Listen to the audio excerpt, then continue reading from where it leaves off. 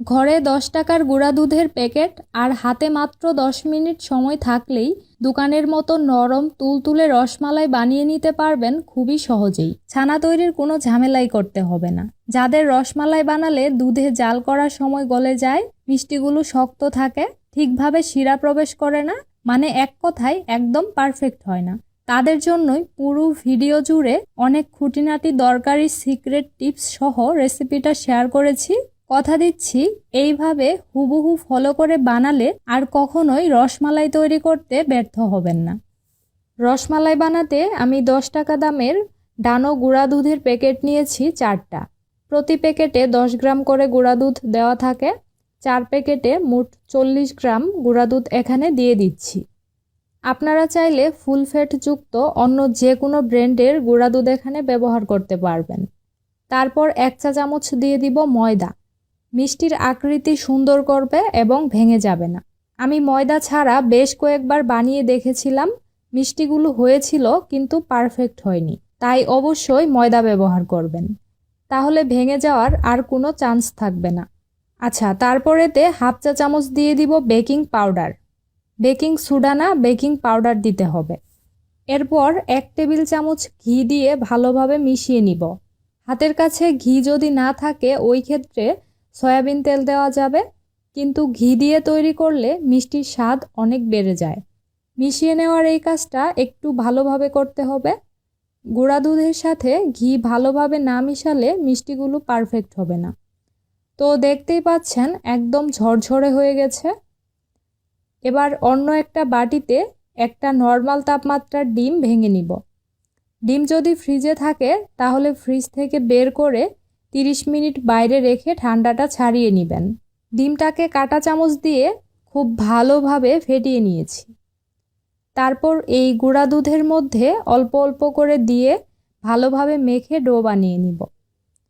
গুঁড়া দুধ দিয়ে এই রসমালাই মিষ্টিটা আমি ভিডিও তৈরির আগে বেশ কয়েকবার বানিয়েছিলাম, তাই সব কিছু আমার আন্দাজ হয়ে গেছে। আমি যেই পরিমাণে ডিমের মিশ্রণ দিয়েছি এইটুকু দিয়েই ডোটা তৈরি হয়ে যাবে, তবে আপনারা অবশ্যই অল্প অল্প করে দিয়ে মেখে নেবেন।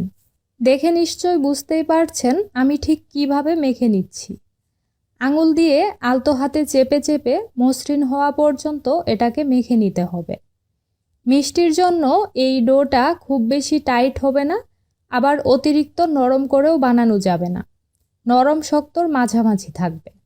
তো মেখে নেওয়ার পর দেখুন এটা এখন কিছুটা আঠালো আর নরম মনে হচ্ছে, তবে রেস্টে রেখে দিলেই আর হাতে আটকে যাবে না, একদম পারফেক্টভাবে সেট হয়ে যাবে।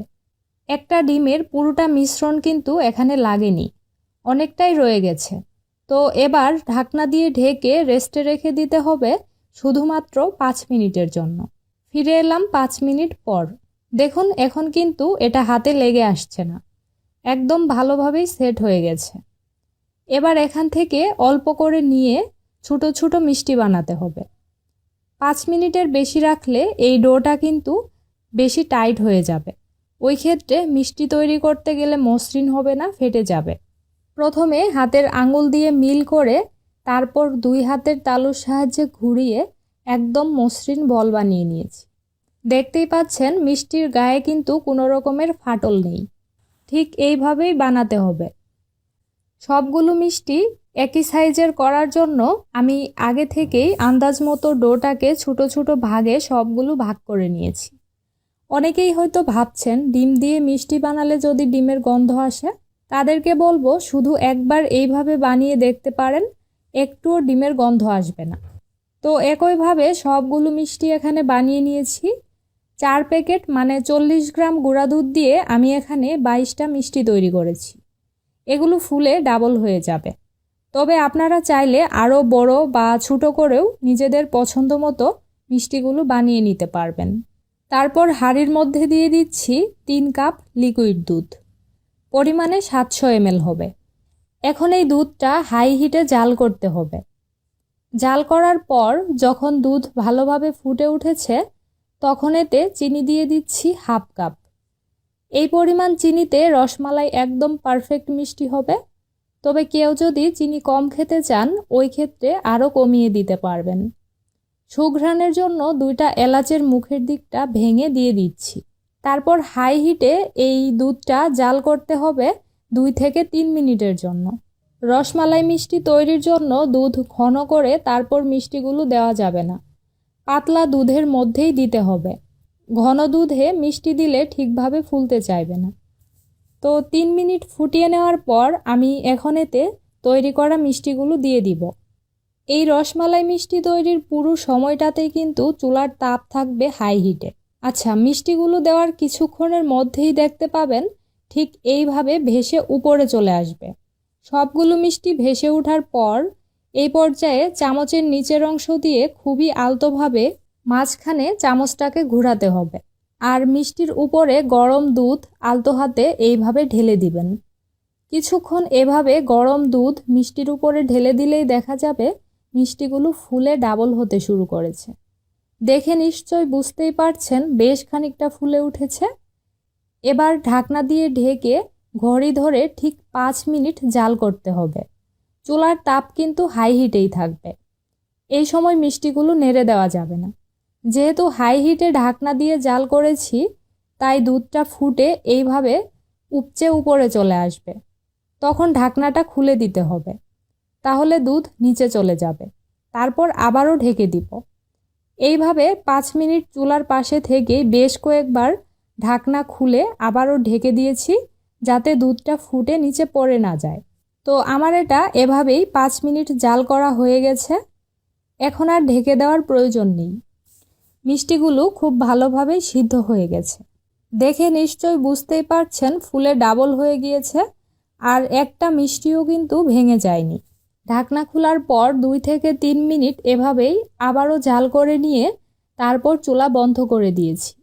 এর চেয়ে বেশি জাল করলে মিষ্টিগুলো ভেঙে যেতে পারে। চুলা বন্ধ করে ঢাকনা দিয়ে ঢেকে এবার রেখে দিব মিষ্টিগুলো পুরোপুরি ঠান্ডা হয়ে যাওয়া পর্যন্ত।